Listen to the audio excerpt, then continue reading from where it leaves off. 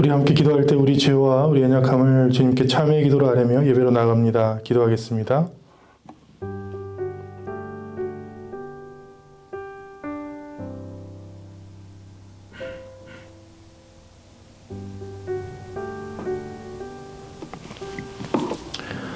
너희가 마음의 뿌림을 받아 악한 양심으로부터 벗어나고 몸은 맑은 물로 씻음을 받았으니 참 마음과 온전한 믿음으로 하나님께 나아갈지어다. 아멘. 사도신경으로 우리의 신앙을 함께 고백합니다. 나는 전능하신 아버지 하나님 천지의 창조주를 믿습니다. 나는 그의 유일하신 아들 우리 주 예수 그리스도를 믿습니다. 그는 성령으로 잉태되어 동정녀 마리아에게서 나시고 본디오 빌라도에게 고난을 받아 십자가에 못 박혀 죽으시고 장사된 지 사흘 만에 죽은 자 가운데서 다시 살아나셨으며 하늘에 오르시어 전능하신 아버지 하나님 우편에 앉아 계시다가 거기로부터 살아있는 자와 죽은 자를 심판하러 오십니다. 나는 성령을 믿으며 거룩한 공교회와 성도의 교제와 죄를 용서받는 것과 몸의 부활과 영생을 믿습니다. 아멘. 오늘 우리에게 주신 하나님의 말씀은 신약성경 사도행전 12장 1절에서 25절 말씀입니다. 사도행전 12장 1절로 25절 교독합니다. 그때 헤롯 왕이 손을 들어 교회 중에서 몇 사람을 해하려 하여 요한의 형제 야고보를 칼로 죽이니 유대인들이 이 일을 기뻐하는 것을 보고 베드로도 잡으려 할세 때는 무교절 기간이라. 자금에 옥에 가두어 군인 내식인 내 패에게 맡겨 지키고 6월절 후에 백성 앞에 끌어내고자 하더라. 이에 베드로는 옥에 갇혔고 교회는 그를 위하여 간절히 하나님께 기도하더라.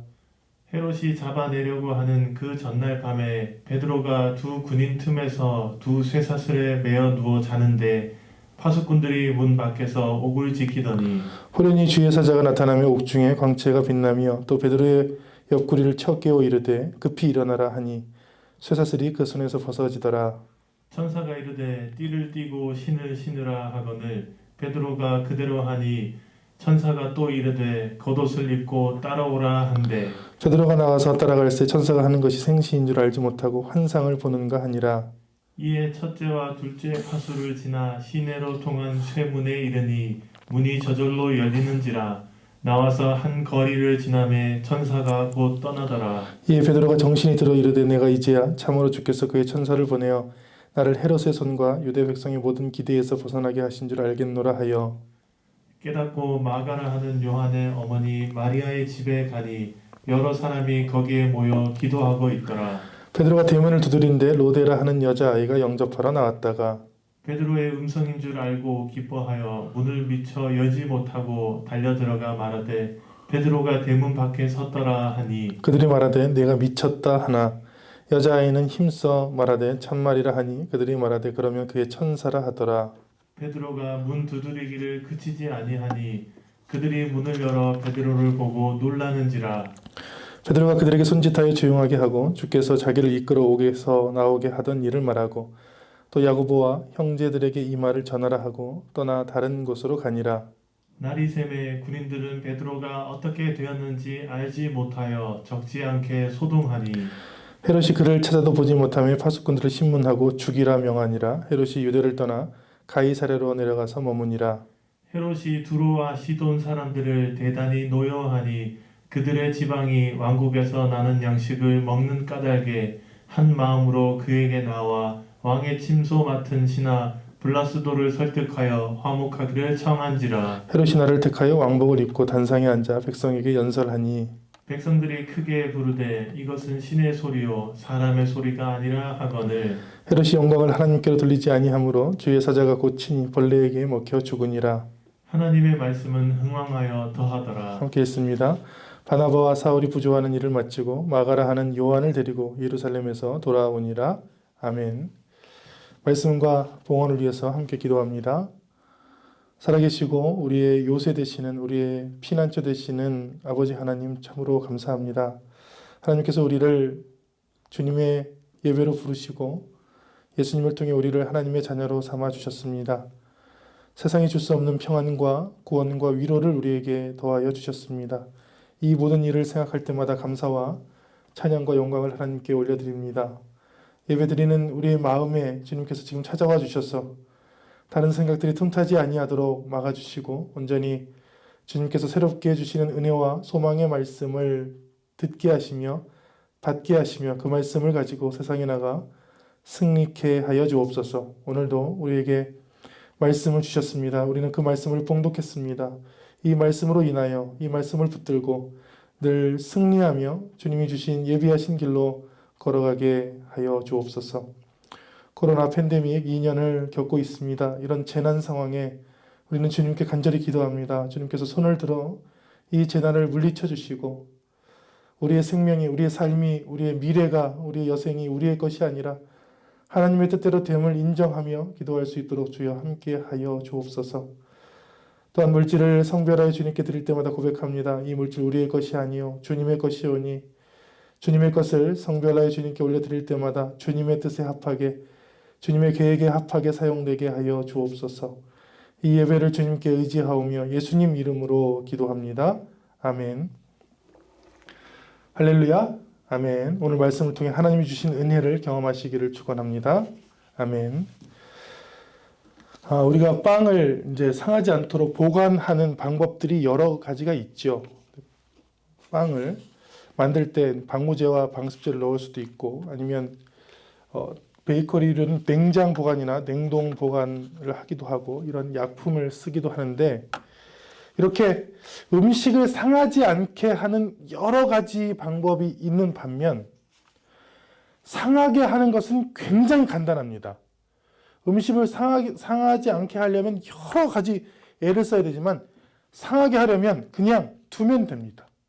그냥 두면 이렇게 파랗게 혹은 까맣게 곰팡이가 펴서 다 썩어버리고 벌레가 생기고 완전히 먹을 수 없게 되죠.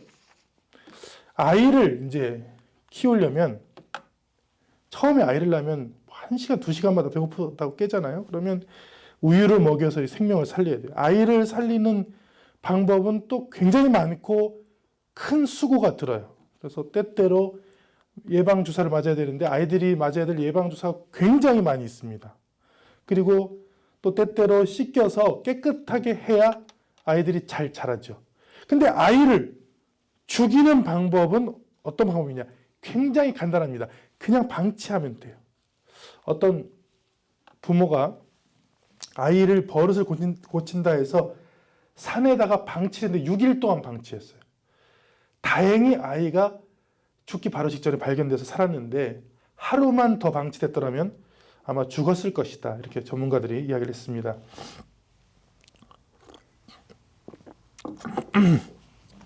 신앙도 마찬가지예요.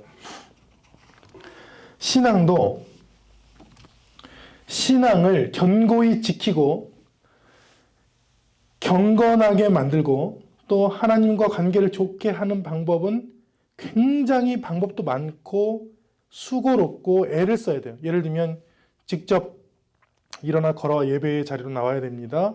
기도를 해야 됩니다. 말씀을 읽어야 됩니다. 말씀의 훈련을 받아야 됩니다. 여러 가지 훈련과 경건의 훈련을 통해서 신앙이 성숙하고 성장해요. 근데 신앙을 망가뜨리는 아주 쉬운 방법이 있어요. 아무것도 안 하면 됩니다. 그리고 지금 시대가 바로 그런 시대예요.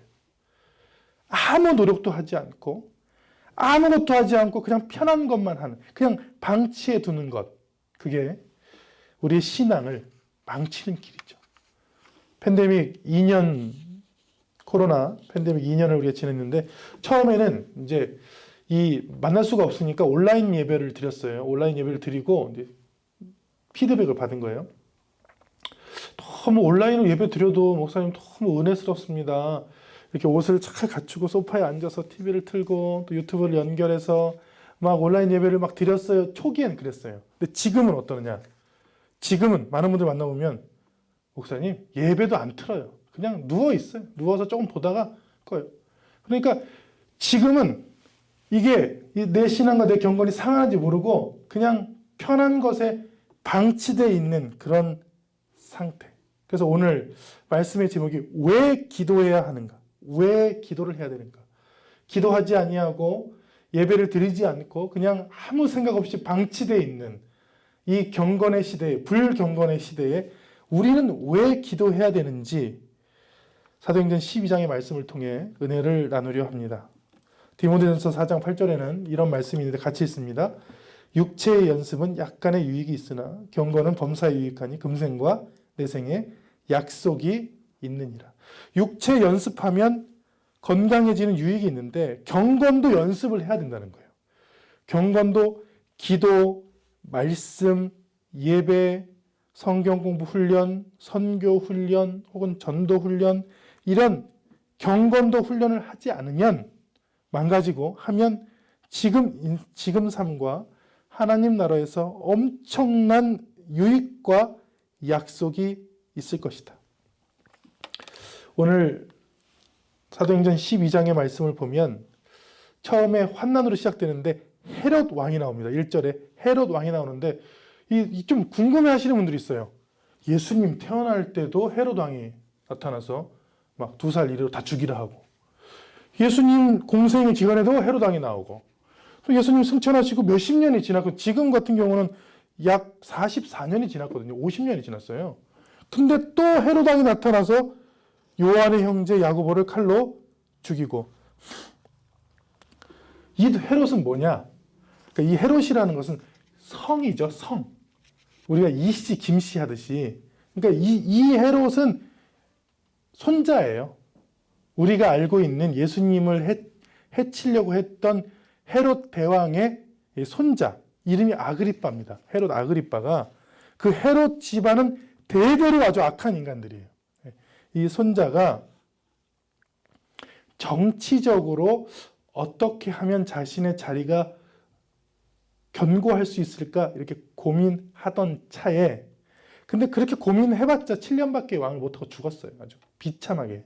근데 하여튼 정치적으로 생각하는 사람들은 딱 이 생각만 합니다. 무엇이 나한테 유리한가, 그것만 생각해요. 정치하는 사람들은 정치적으로 무엇이 유리한가 생각했는데, 유대인들, 즉 자기가 총독으로 다스리는 유대인들의 아주 주류에, 그러니까 사두개인과 바리새인과 잘 나가는 사람들과 공의원들과 이런 사람들의 마음을 얻으면 내가 정치적으로 여기에서 아주 오랫동안 잘하고, 혹은 돌아가서 로마에 가서도 무엇인가 큰 인물이 될 것이라는 야심을 갖고 있었어요. 그래서 사람들한테 물어보니까 뭘 해줄까 했더니 유대인들이 지금 베드로, 요한, 야고보 때문에 골치래. 베드로, 요한, 야고보가 교회를 만들어서 사람들을 전도하는데 모든 사람들이 하루에 3,000명씩 거기에 가가지고 유대교를 버리고 예수님을 믿는 사람들이 돼가지고 그게 골치라는 거예요. 아, 그래? 그럼 내가 요한의 형제 야고보하고 베드로를 죽여줄게 하고, 일단 2절에 요한의 형제 야고보를 칼로 죽였는데, 최초의 순교자죠.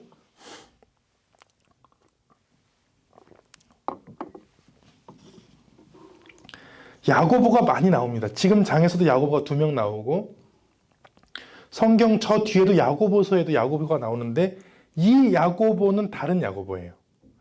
야고보서에 나오는 야고보는 예수님의 동생이에요. 근데 이 야고보는 3명의 제자 중에 1명, 요한, 베드로, 요한, 야고보.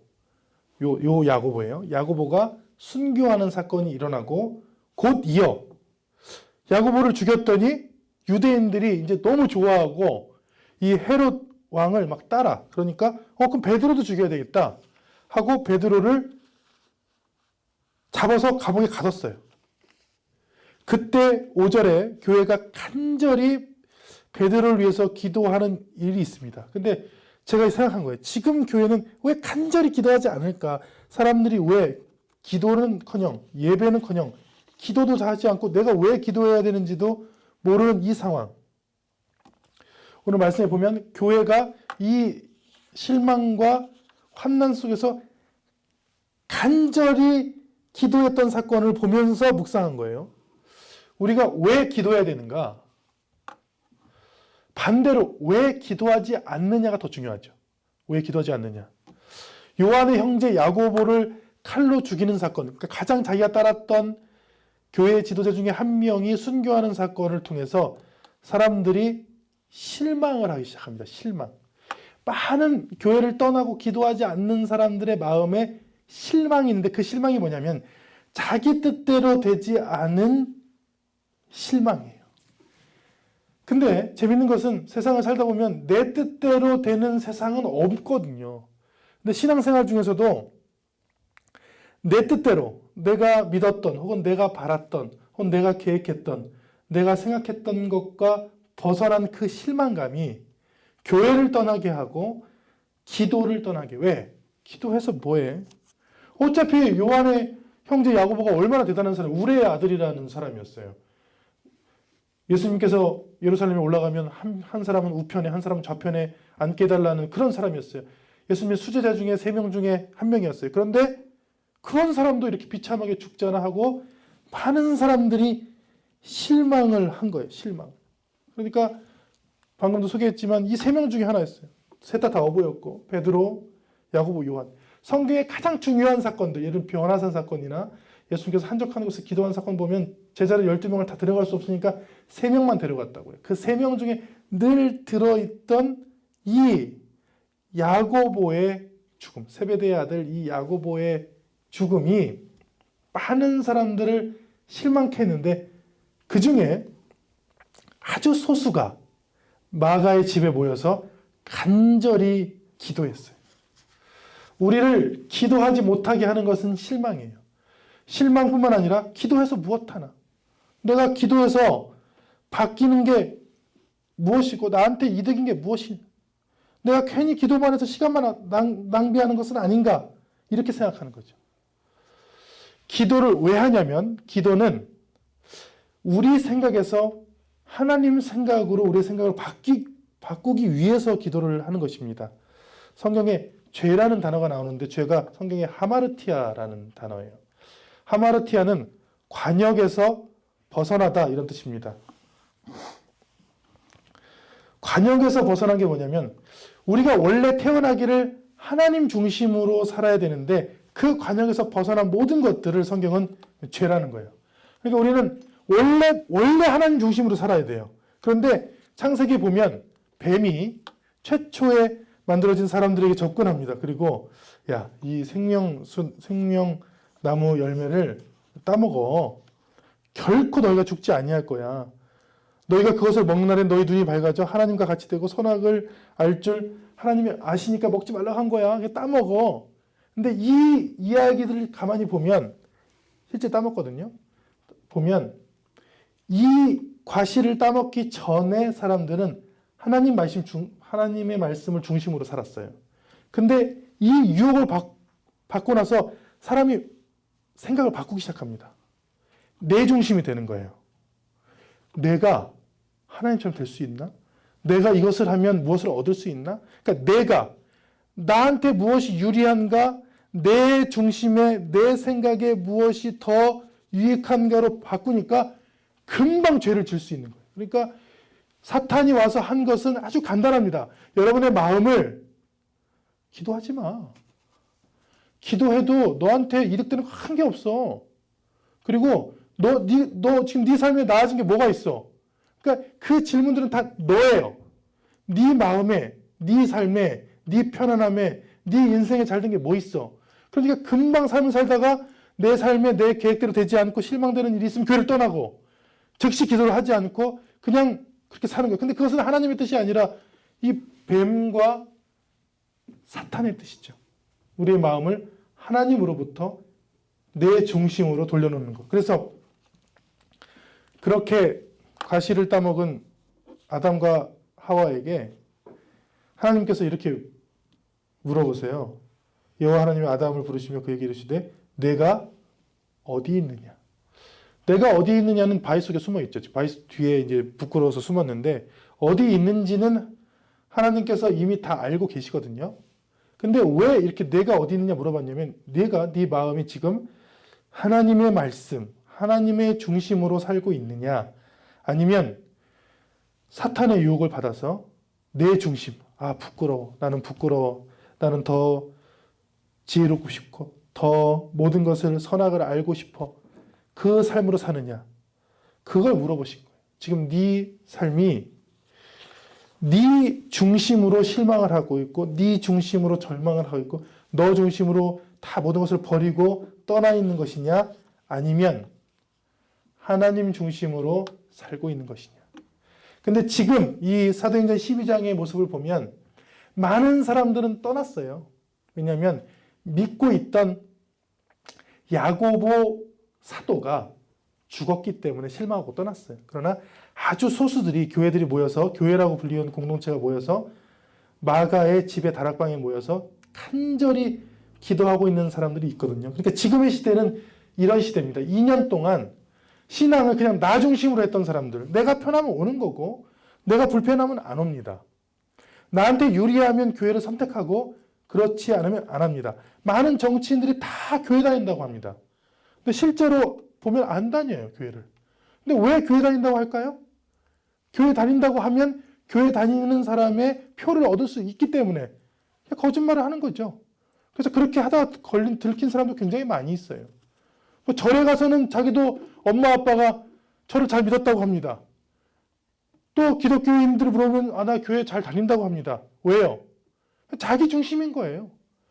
하나님 말씀을 듣고 하나님 중심으로 살려는 마음은 1도 없습니다. 그냥 내게 유리하게 나의 유익과 내 욕망과 내 야망을 위해서 하는 사람들은 당연히 이 코로나 기간에 교회를 떠나죠.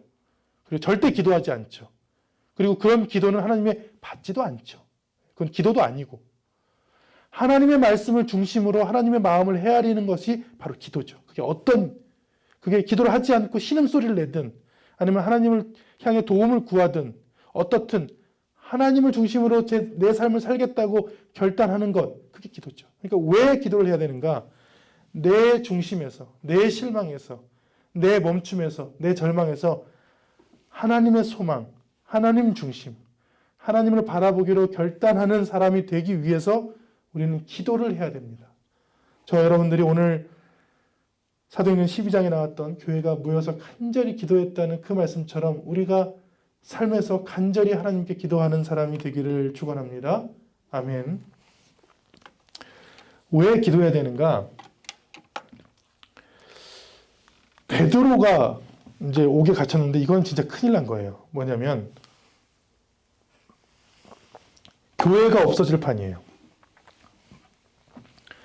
베드로는 교회의 대표였습니다. 그러니까 베드로가 죽으면 교회는 그 당시에 아직 성숙하고 성장하지 못했던 초기 교회는 아마 없었을지도 몰라요. 그러니까 야고보가 죽었고 베드로가 옥에 갇힌 상황은 예루살렘 교회의 이루 말할 수 없는 고난이었죠.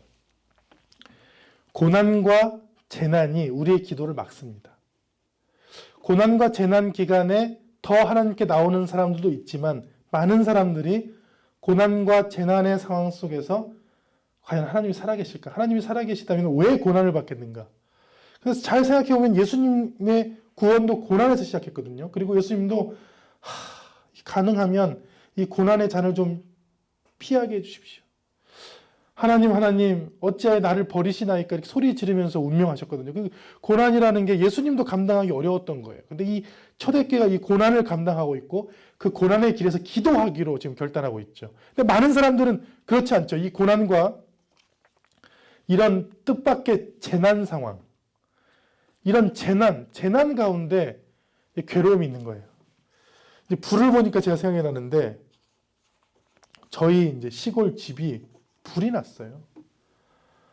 이 불이 나니까 어렸을 때 있는 추억들, 사진들, 이런 것들이 다 소실되고, 또 일단 집에 불이 났다는 것은 모든 것이 없어졌다와 동의합니다. 우리가 살고 있는 집이 불이 나면 우리에게 남은 것은 아무것도 없어요. 그냥 우리 몸만, 지금 입고 있는 옷만 입고 당장 내일의 삶도 살 수가 없어요. 왜냐하면 속옷도 없고 겉옷도 없고 양말도 없고 숟가락도 아무것도 없어요. 그냥 전부 다 그냥 탄 거예요. 재난의 상황에서 드는 생각이 하나님 참 감사합니다. 다 태워주셔서 이렇게 전혀 들지 않고요. 재난과 고난의 상황에서 원망이 들더라고요. 원망. 저는 야고보가 갑자기 죽고 베드로가 감옥에 갇혀서 곧 죽을 운명이 있을 때 교회가 간절히 기도하면서 감사 찬양하고 높은 수준의 성숙한 그런 고백을 했다고 전혀 생각하지 않아요. 왜냐면 내가 당해봤으니까. 원망이 들더라고요. 원망. 이게 하나님이 살아계시는데 왜 우리처럼, 그때 제가 신학생이었어요. 목회자를 준비하는 신학생이 기도하고 있는 그 집. 저희 어머니는 권사님이에요. 교회 전도왕. 전도를 목숨보다 아끼면서 많은 사람들을 전도하는 그 집. 기도하는 집. 왜 그 집이 불타냐? 왜 그 집에 고난이 오는 거예요? 왜 재난이 오는 거예요? 왜? 그러니까 이런 마음이 드니까 기도가 막히는 거예요. 당연히. 왜 하나님이 살아계시다면 왜 이런 감당할 수 없는 고난과 재난, 이 슬픈 일을 우리에게 주실까? 거기에 대한 그런 절망감, 혹은 원망, 그리고 무기력감, 그런 것들이 우리의 기도를 막는다. 여러분들 왜 기도를 안 하십니까? 이것 때문에 안 하는 거예요. 하나님이 살아계시다면 왜 나한테 이런 아픔을 주셨을까라는 그런 원망이 하나님을 향한 기도보다 사실은 지금 상황이 더 높은 거죠. 어제 기준으로 코로나 확진자가 약 4억 명입니다. 인류가 70억 명인데 60몇 억 명. 약 4억 명이 확진됐고 사망자가 약 600만 명입니다. 여러분 600만 명이 얼마나 많은 숫자입니까? 큰 대도시, 광역시급 대도시 6대도시가 한 사람도 남지 않고 다 죽은 그런 어마어마한 재앙이죠.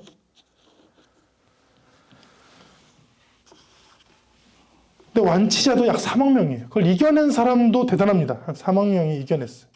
이겨내고 있고. 이런 상황에서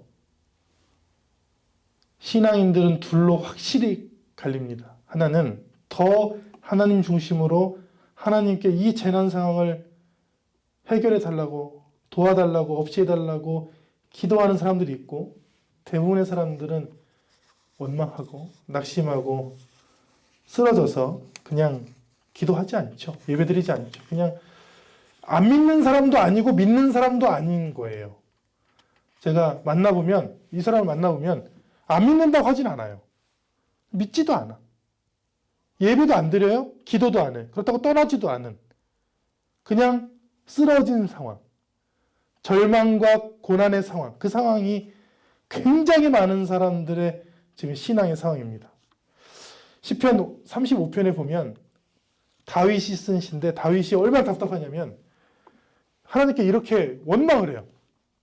주여, 주여는 하나님이에요. 하나님, 어느 때까지 관망하시려 하나이까? 내 영혼을 저 멸망자에서 구원해 주십시오. 어느 때까지 관망합니까는 이게 무슨 뜻입니까?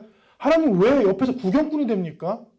아니 지금 이렇게 4억 명이 걸리고 600만 명이 죽고 있는데 하나님 왜 관망합니까? 하나님 왜 개입하지 않으십니까? 화가 난 거예요. 지금 다윗이 화가 난 거예요. 아무리 기도해도 응답해 주지 않고 이 재난은 넘어갈 수 없고, 그러니까 하다가 하나님 왜 관망하십니까? 왜 기도를 안 들어주십니까?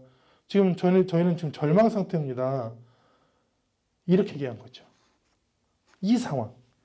이 시편 35편 17절의 상황이 지금 코로나를 2년 이상 겪고 있는 우리의 상황입니다.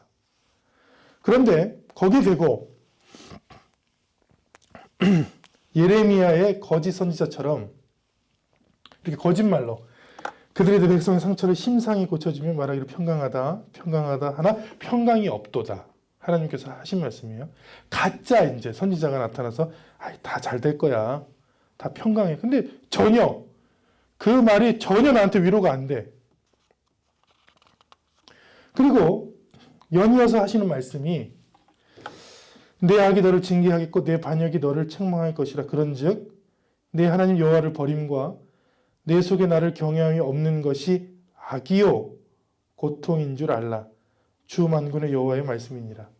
이 두 가지 말씀이 지금 대결하고 있었어요. 이 예레미야 시절에. 예레미야는 여러분들이 하나님을 떠나고 여러분들이 하나님을 경외하지 않고 여러분이 자기중심적으로 사는 것들이 자체가 고통입니다. 그게 죄입니다. 그런데 많은 거짓 선지자들이 그렇게 살아. 그냥 헌금만 내고 그냥 살아. 살면 내가 축복해주고 평강하다 해줄게. 근데 그 참된 평강이 없는 거죠. 그 사람들에게. 왜?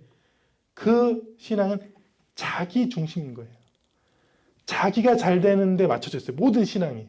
근데 하나님이 만드신 이 죄악된 세상에서는 모든 것이 평안할 수가 없거든요.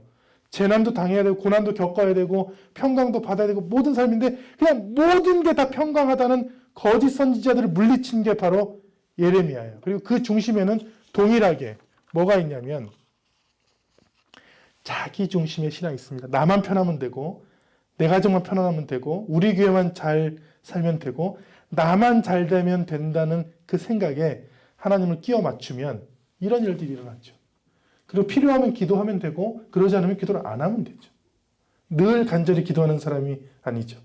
반대로 하나님의 말씀에 내 삶을, 내 중심을 맞춘 사람들은 어떤 환경이 와도 역설적인 고백을 하죠. 이 찬양처럼. 가사 보면 내 영혼이 은총이고 중한 재짐 벗고 보니 슬픔 많은 이 세상도 천국으로 화하도다. 바뀐다.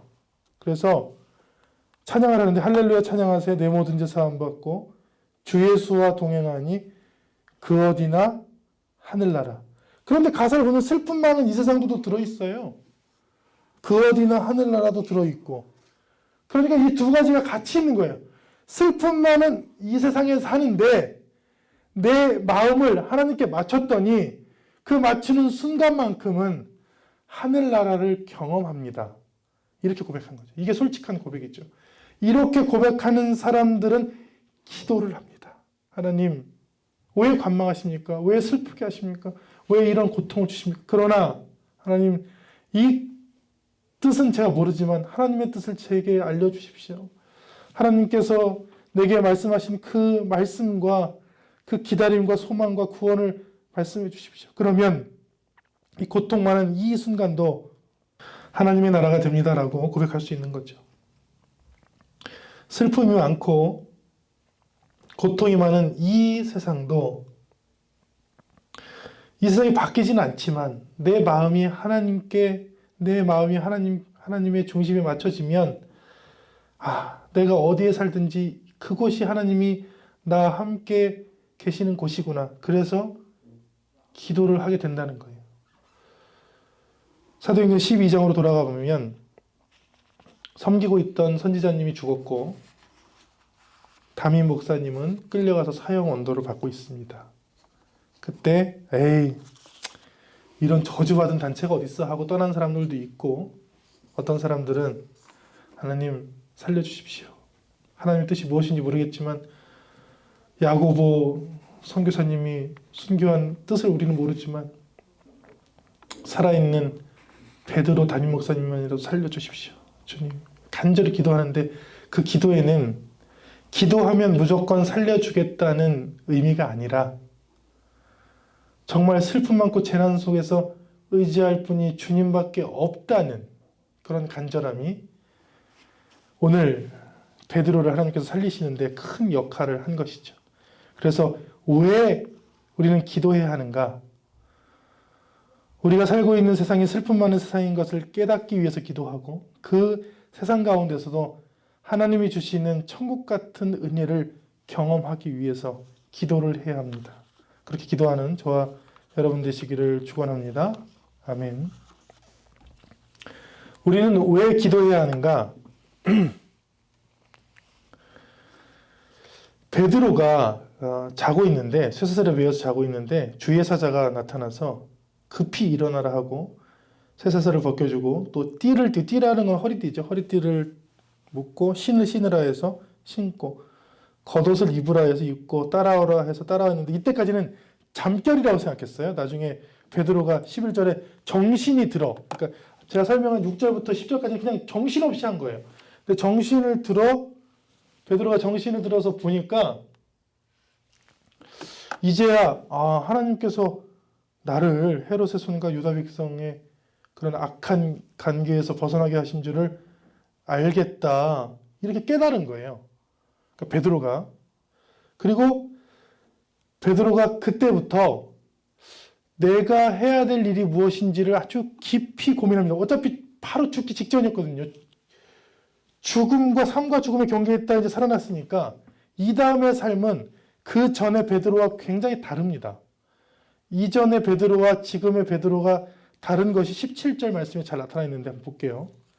지금부터 베드로의 길은 길이라고 표현하면 사명의 길이에요. 내가 무엇을 해야 되는지 명확히 깨달은 시간을 사명의 삶이라 하죠.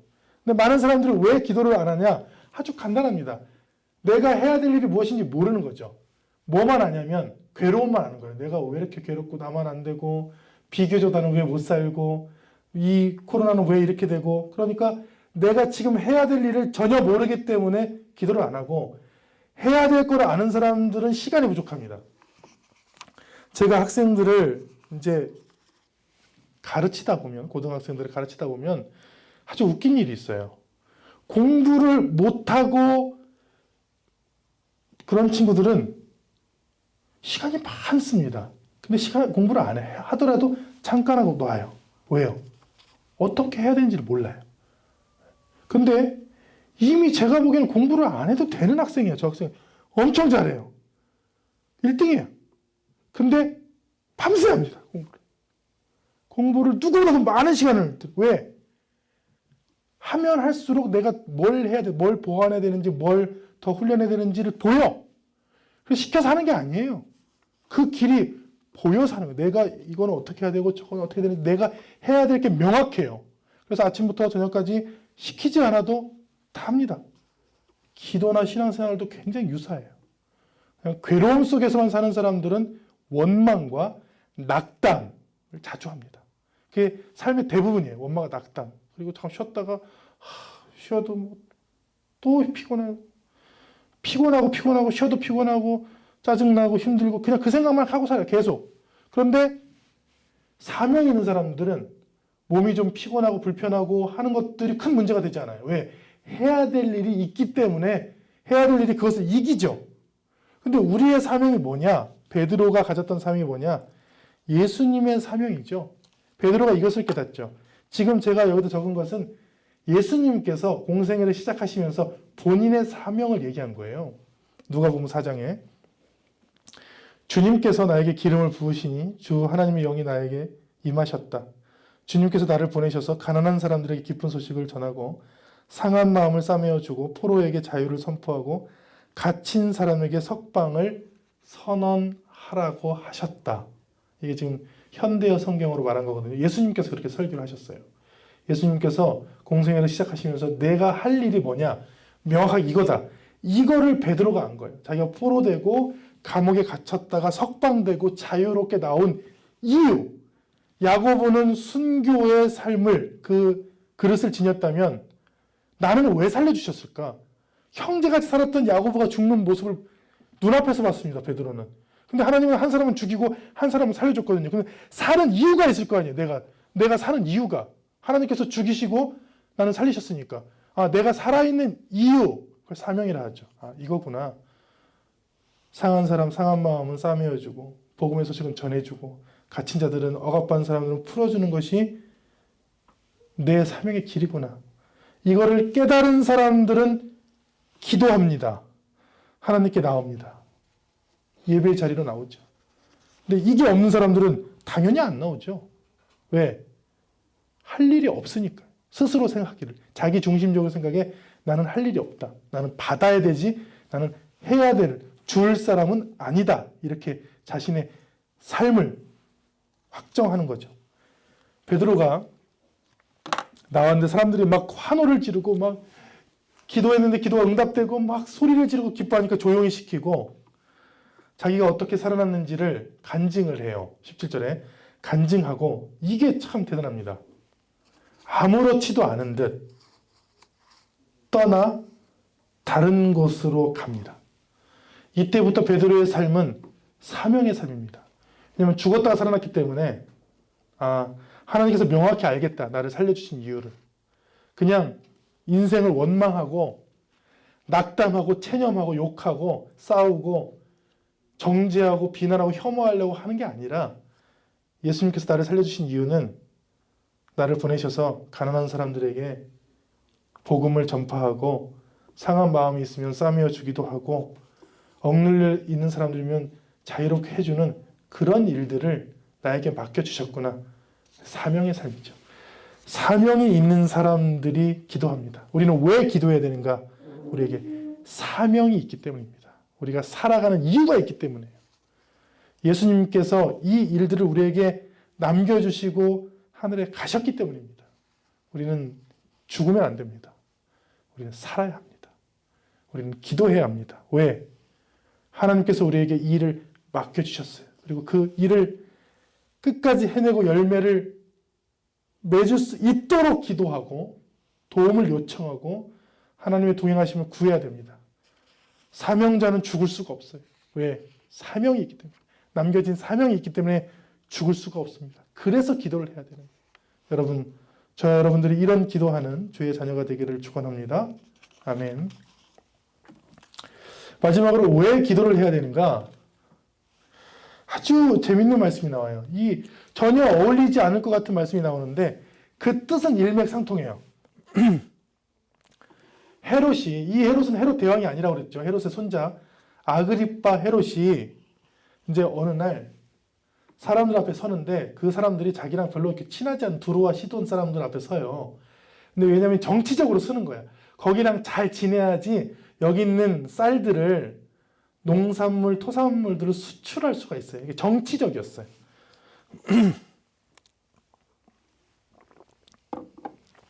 그래서 연설을 하는데 놀라운 것은 이 헤롯 아그리빠가 연설을 엄청 잘합니다. 이 연설을 듣고 처음 들은 사람들이 크게 소리를 지르는데 이것은 신의 소리고 사람이 아니다. 이 연설은 저분은 사람이 아니다. 저 왕은 신이시다. 이렇게 극찬을 합니다. 찬양을 해요. 칭송을 해요. 근데 그때 헤롯이 아이 무슨 소리입니까? 저 사람입니다. 이러지 않고 자기가 신이라고 합니다. 자기 신전을 세우고 신이라 해요. 그랬더니 하나님께서 그를 성경에 보면 주의 사자 그를 치니 그가 벌레에 먹혀 비참하게 죽었다 하고 굉장히 독특한 말씀이에요. 그러나 하나님의 말씀은 더 흥왕하고 헤롯 같은 인간들은 완전히 쇠퇴하고 참혹한 죽음을 맞았다. 그래서 이 장면을 요세푸스가 쓴 유대 전쟁사, 유대 고대사로 다시 읽었더니 실제입니다. 그 44년, AD 44년에 헤롯 아그리빠가 복통으로 연설 후 5일 후에 죽습니다. 근데 성경은 그걸 짧게 얘기했지만 실제 사건이에요.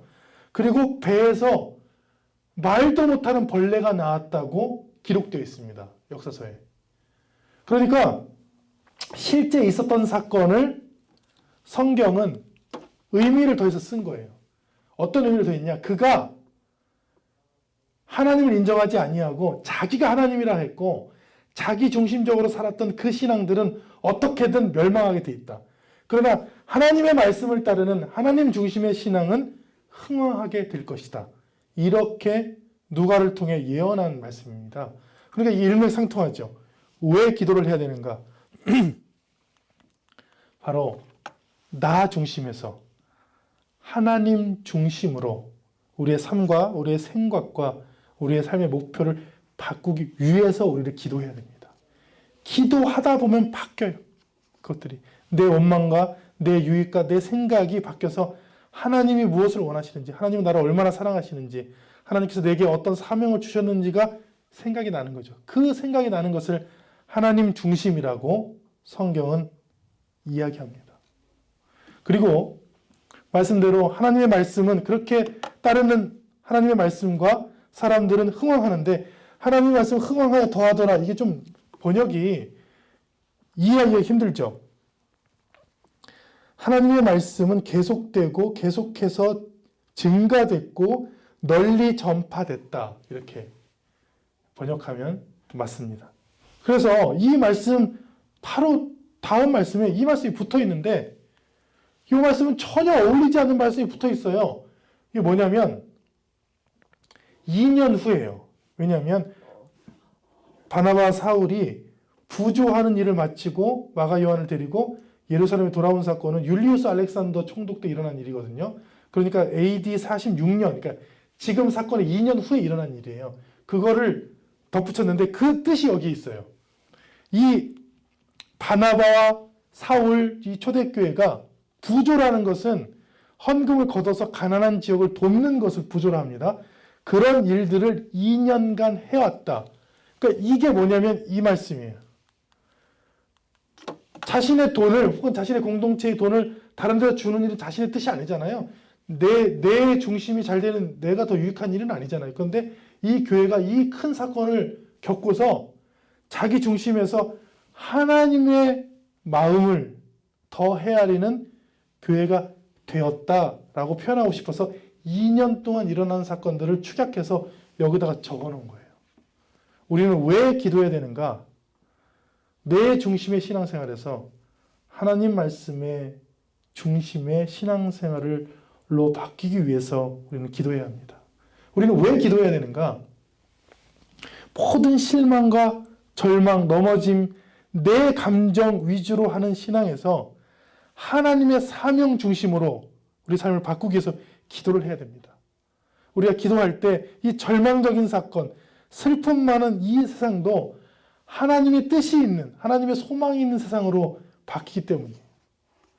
하나님의 말씀은 흥황하게 돼 있습니다. 하나님의 말씀은 흥황하고 전파되게 돼 있는데 그것과 우리가 함께 할 때 우리도 거기서 세상이 줄 수 없는 참된 기쁨과 평안함과 소망을 얻어요. 근데 그 말씀에 함께하지 아니하고 어떻게 하면 나만 유익이 있을까? 어떻게 하면 내가 고통스럽지 않고 편안하게만 살까만 생각하면 오늘 말씀과 정반대의 삶을 사는 것이죠. 여러분들 이 팬데믹 코로나 2년 기간에 기도를 멈추셨습니까?